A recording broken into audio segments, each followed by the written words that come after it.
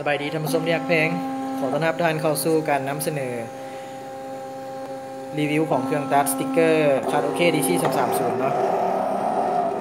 และที่ท่านกำลังให้เกียรติที่ตามรับชมในปัจจุบันนี้ก็คือการตัดสติกเกอร์สีฟ้าเขาจะตัดสติกเกอร์แล้วนำไปติดบล็อกสกรีนเนาะเครื่องตัดสติกเกอร์คาร์ดโอเค DC 330ขนาด A3 โครงสร้างจะเป็นเล็กไปเลยเนาะการตัดการใช้งานค่อนข้างทนทานแข็งแกร่งตัวเครื่องรับประกันอยู่1 ปีเนาะเปลี่ยนไทยอะไรฟรีภายใน1 ปีเพย์ซ่อมแปลงบ่ได้เปลี่ยนเครื่องใหม่ให้ฟรีเนาะรับประกันแท้แน่นอน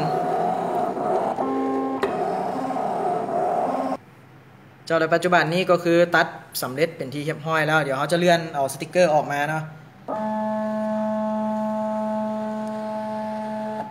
ให้ท่านผู้ชมสังเกตเบิ่งเลยตัดค่อนข้างละเอียดเนาะอยากเลื่อมตาแดขาดทุกจุดทุกบอลเลยเนาะท่านผู้ชมเดี๋ยวจะนำพาท่านผู้ชมเข้าไปที่บล็อกสกรีนเนาะเดี๋ยวจะไปติดใส่บล็อกสกรีนให้กับท่านผู้ชมได้เห็นกันเลยเจ้าปัจจุบันนี้ก็นำพาท่านผู้ชมมาที่อุปกรณ์งานสกรีนกันแล้วนะนี่ก็เป็นสติกเกอร์ที่เราตัดผ่านเครื่องตัดสติกเกอร์ยี่ห้อคาร์ดโอเค DC 330เนาะทางห้างเขามีจำหน่ายทั้ง AC A3 ทั้ง63สังตีราคาโปรโมชั่นเนาะโปรโมชั่นพิเศษแท้ๆเลยเนาะอันนี้ก็เป็นสียี่ห้อ S-Team คุณภาพดีที่สุดพร้อมด้วยยางปาดแล้วก็มาที่บล็อกสกรีนเนาะทางห้างเขามีจำหน่ายมาเลยเดี๋ยวทีมงานเข้าไปแกะเลยสติกเกอร์ของเขา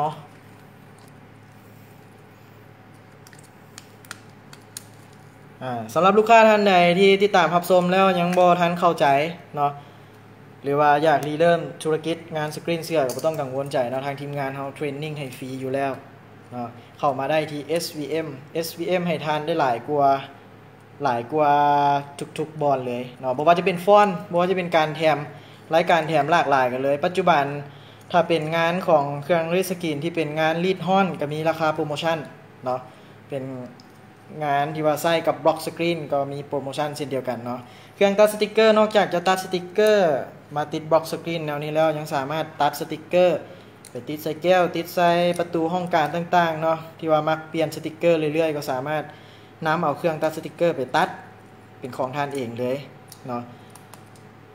เป็นเจ้าของได้เนาะในวันนี้เพราะว่าทางห้างเฮาสต็อกเครื่องหลายอยู่แล้วเนาะสำหรับลูกค้าท่านใดที่มีความสนใจก็สามารถติดต่อเข้ามาได้เนาะตอนท้ายเฮาจะมาฝากเบอร์ไว้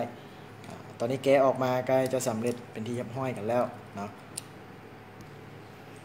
ตอนนี้ก็คือทางทีมงานเขาแก้สำเร็จเป็นที่เรียบร้อยแล้วแต่ว่าท่านผู้ชมอาจจะงงเนาะคาร์ดโอเค DC 330เป็นหนังสือกลับด้านเนาะตัวนี้ก็คือทางทีมงาน SVM ของเขามีเทคนิคสอนให้เนาะเอาเป็นว่าเขาจะนำเอาสติกเกอร์ตัวนี้มาติดใส่กับบล็อกสกรีนที่ทางทีมงานเขาได้เก็บไว้เนาะบล็อกสกรีนของเขาก็มีจำหน่ายเช่นเดียวกันเนาะสำหรับงานสกรีนบ่ว่าสิเป็นงานสกรีนแบบบล็อกสกรีนหรือว่างานสกรีนแบบระบบรีดฮ้อนทาง SVM มีจำหน่ายมีบริการให้ครบกันเลยเนาะเดี๋ยวเขาจะติดแล้วจะมาถ่ายให้กับท่านผู้ชมได้เห็นกันเจ้าและปัจจุบันนี้ก็คือเขาแกะออกมาเป็นที่เรียบร้อยแล้วเนาะโดยการใช้เทคนิคพิเศษง่ายๆเนาะท่านผู้ชมเนาะ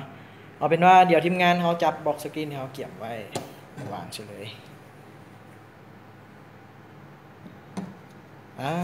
เพียงแต่รูปเท่านั้นเนาะ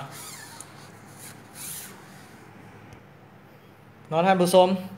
ที่ท่านผู้ชมเห็นอยู่ในปัจจุบันนี้ก็คือเป็นลักษณะบล็อกสกรีนเนาะ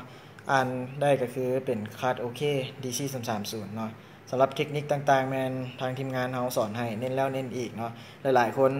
ที่ว่าอยากเริ่มเรื่องธุรกิจงานพิมพ์เสื้อสกรีนเสื้อเนาะกังวลใจบ่ต้องกังวลใจได้เลยเนาะเดี๋ยวเราจะปิ้นอีกด้านนึงให้กับท่านผู้ชมได้เห็นกันเนาะปิ้นได้เลยลองสัมผัสเบิ่งเลยทีมงานค่อนข้างเรียบเลยเนาะเนียนบ่มีฟองอากาศเลยท่านผู้ชมตัวนี้ก็เป็นอีกเทคนิคนึงเนาะปิ้นกลับคืนเป็นลวงที่อ่านได้ถ้าสมมุติว่าท่านผู้ชมกำลังจัดเสื้อใส่อยู่ที่หน้าโต๊ะเนาะสามารถถอกสีสกรีนลงแล้วก็ใส่อย่างปาดนี่ปาดได้เลยเนาะเดี๋ยวทีมงานลองจับมาสาธิตให้กับท่านผู้ชมเบิ่งเนาะสีสกรีนที่เขาถอกลงด้านข้างนี่แล้วเนาะด้านข้างเขาสามารถกวดไปได้เลย กดไปแล้วเขายกขึ้นเนาะก็จะมีสีไปติดอยู่ที่เสื้อตามที่เราต้องการเลยเนาะตามแบบที่เราออกไว้เนาะเอาเป็นว่ามาฮอดนี้ก็ต้องขอบใจกับท่านผู้ชมที่ว่าให้เกียรติติดตามรับชมตั้งแต่ต้นจนจบเนาะยังอีกตัวนึงเนาะก็คือเป็นสกอตอันนี้เป็นสกอตใสท่านผู้ชมอาจจะงงว่าเอามาตั้งเฮ็ดหยังเนาะให้กับท่านผู้ชมได้เห็นกันก็คือทางห้างเขาจำหน่ายครบเอิ้นว่าเป็นอุปกรณ์ที่ว่าครบสุดมันแท้ๆเลยเนาะสกอตใสก็ต้องติดกับขอบบล็อกเพื่อบ่ให้สีสกรีนไปติดเปื้อนเสื้อเนาะตัวนี้แม่นทีมงานเขาจะอธิบายพิเศษเติมหลังจากที่ว่าท่านผู้ชมเข้ามาเทรนนิ่งที่ห้าง SVM เนาะเรื่องการเทรนนิ่งแม่นทาง SVM แม่นจะเทรนนิ่งให้ฟรีเนาะมาข้อนี้ก็ขอบใจกับท่านผู้ชมอีกครั้งนึงเนาะสำหรับท่านใดที่ว่าสนใจก็สามารถติดต่อเข้ามาได้ที่เบอร์ 02055733168 เนาะ SVM ยินดีต้อนรับทุกท่าน